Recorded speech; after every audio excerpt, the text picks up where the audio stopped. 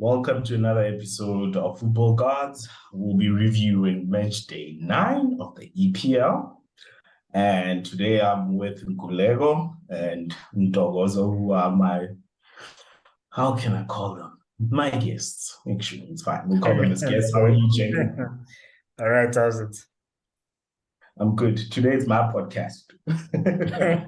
Clearly. Anyway, gentlemen, let's just talk about the top three previous matches they played over the weekend from the EPL, starting off with Arsenal versus Tottenham, the London Derby. Who wants to go first? I'm gonna go first. I have to go first. Right. I want to hear what people are going to say now. Are they still gonna say we haven't played a big team yet? Or Vélez Spurs does not count as a big team? Because I can understand that argument as well. Like, what needs to happen for Arsenal to finally get recognition from rivals and from pundits and everyone for them to say, okay, maybe we should take Arsenal serious.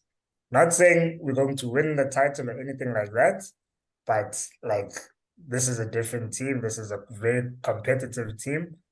And every week, and maybe actually, maybe it's not such a bad thing that people underestimate us, and they don't take us serious. Maybe it's good to go under the radar sometimes because when everyone now starts picking you up, and then maybe the pressure, I don't know, comes at you'll tell me how you feel about that. But I just like it's very hard to not be excited as an Arsenal fan, at the moment.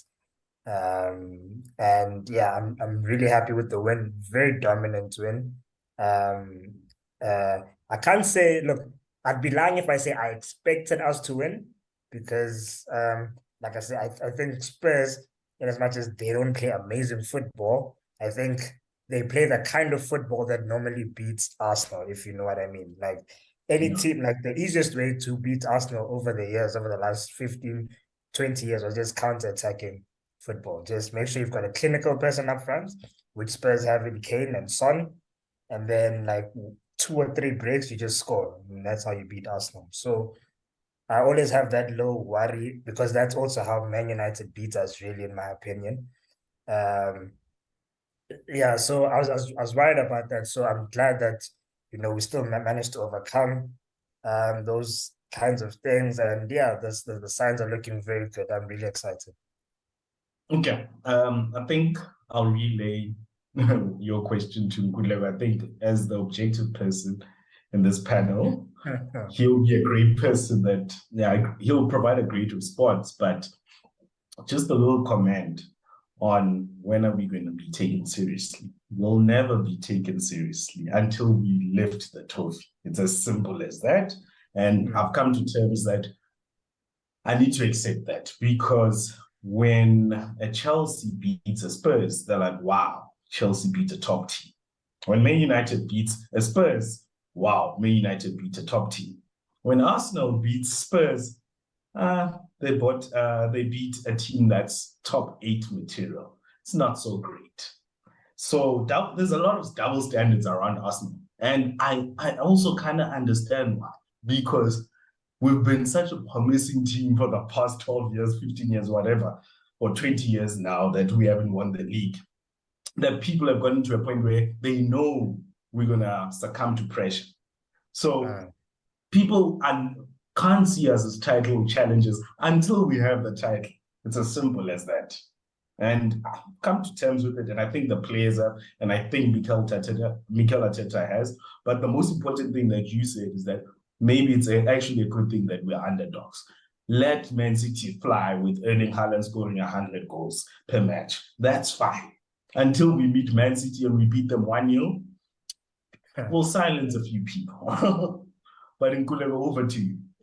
Yo, I thought this was the Arsenal podcast. Hey, jeez. Wow. Like, I can't believe, like, on all objective levels, it's like you are to be taken seriously. It's good you're not taken seriously. So you're the victim in all of this. Like, somehow, oh, we should be, in awe of Arsenal and what they've done. Like, okay, top of the log. well done.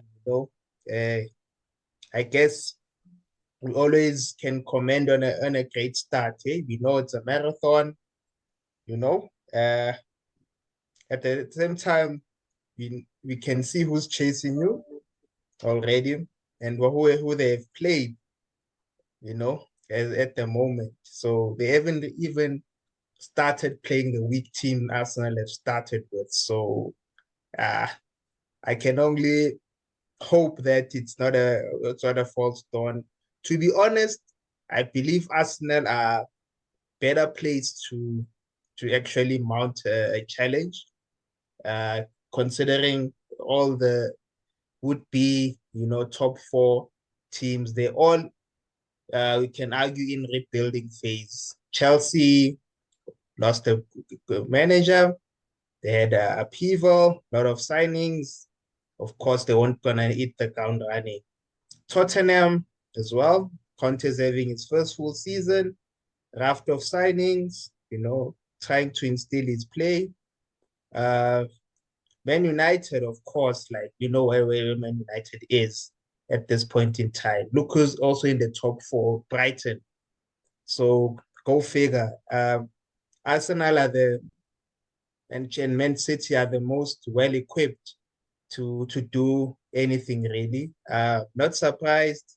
I wouldn't say Arsenal would be the great team that you claim to be at this point in time. You're just better equipped. You will challenge the two tests. Europa is also a thing. The two test is how you handle the two. I believe that if Arsenal need to continue the run, they definitely cannot afford a long run in Europa, because definitely Man City are more equipped in terms of a squad, in terms of experience. But I'll hand it to Arsenal. I can't hate. They definitely are, the second most, impressive team. And yeah, well done on beating, Tottenham, although most of the goals are also mistakes from them, but hey, it all counts. Pressure forces mistakes, probably.